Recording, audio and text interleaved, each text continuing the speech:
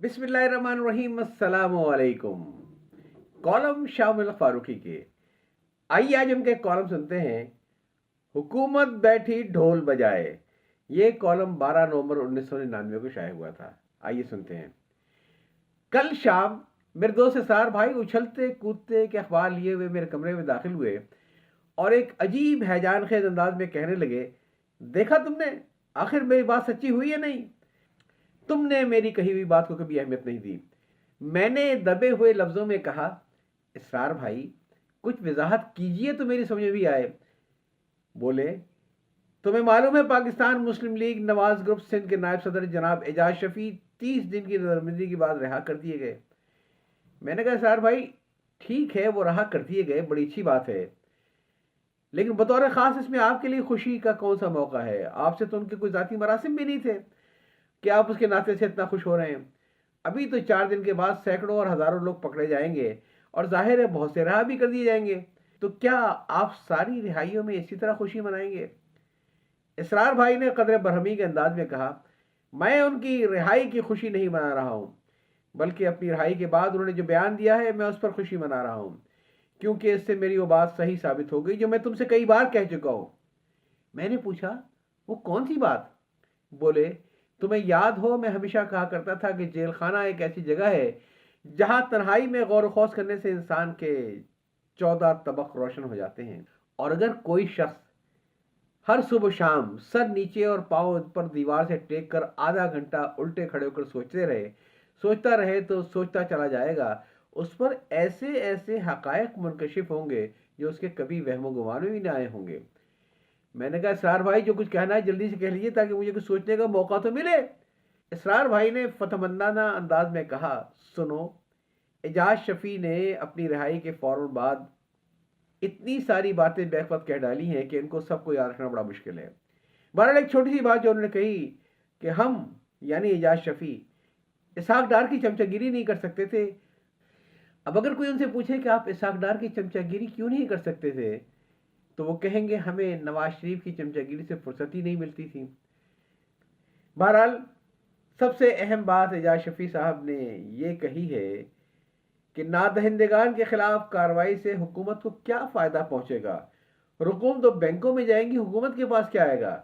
बल्कि दहशतदा माहौल में सरमाकारी की सूरत बद से बदतरीन होती जाएगी। ये कहकर इसरार भाई ने कदर तवक्कुफ किया और फिर बोले, अब तो देख लो, जेल जाने का ये फायदा होता है। हुकूमत की समझ में ये मोटी सी बात नहीं आई जो एजाज शफी ने मुख्तसर से जेल यात्रा के में समझ ली और हुकूमत को समझा भी दी। वाकई ये सोचने की बात है कि हुकूमत नादनिगान से वसूली के लिए इतने पापड़ बेल रही है, उससे उसे खुद क्या फायदा पहुंचेगा? रुकूम अगर वापस मिलेंगी तो नेशनल बैंक, हबीब बैंक और इस तरह के दूसरे बैंकों को मिलेंगी। क्या वो हुकूमत को इसमें से कोई कमीशन देंगे? क्या यहाँ भी कोई मिस्टर 10%, 10% या 20% वाला खेल खेला जाएगा? बल्कि तुम इस बात को संजीदगी के साथ सोचो और फौरन फैसला करो कि बैंकों के अलावा और दूसरे इदारों के भी नादहिंदगान से वसूलियाबी से हुकूमत को क्या फ़ायदा। बिजली वालों के बकायाजात केईसी और वापडा को मिलेंगे, टेलीफोन के बिल टेलीफोन वालों को मिलेंगे, house building finance corporation, NIT, bankers equity, NDFC, इमका कॉरपोरेशन, ढिमका कॉरपोरेशन, बहरी जहाज और हवाई जहाज की corporation, port Qasim trust, KPT, जिस जिसका पैसा जिस किसी में बाकी होगा, अगर किस्मत ने यावरी की तो उससे लेकर अपने खजाने में जमा कर लेगा। परवेज मुशर्रफ साहब और रफीक तारड़ साहब को क्या फायदा?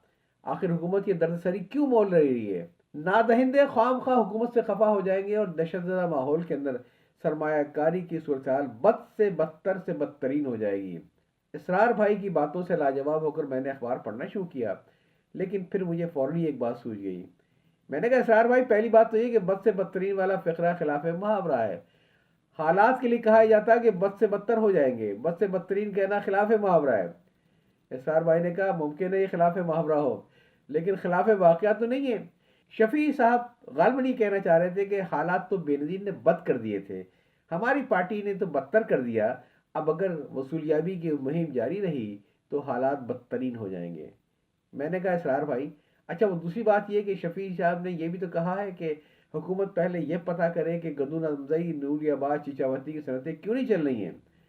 अब आपसे मेरा ये सवाल है कि अगर हुकूमत को बैंकों और कॉरपोरेशनों के बकायाजात की वसूली के लिए کچھ نہیں کرنا چاہیے، تو ان صنعتی علاقوں کی زبوحالی کی تحقیق تفتیش کس طرح ہوگی جو ایک درد سر ہو گیا ہے؟ وہاں تو بالکل ہی پرائیویٹ کمپنیاں کام کر رہی ہیں۔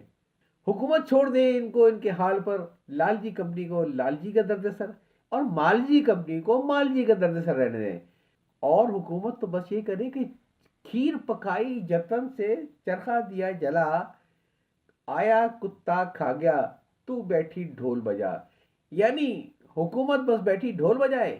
سبحان اللہ۔ اسرار بھائی کچھ دیر خاموش ہے، پھر قدر افسردگی کے ساتھ بولے کہ شاید 30 دن کی مدت کسی کو دانشور بنانے کے لیے کافی نہیں ہے، ممکن ہے 130 دن کافی ہو۔ اچھا، اللہ نگہبان۔ کالم آپ سن رہے تھے حکومت بیٹھی ڈھول بجائے، یہ شائع ہوا تھا 12 نومبر 1999 کو، اسے لکھا تھا جناب شامل فاروقی صاحب نے۔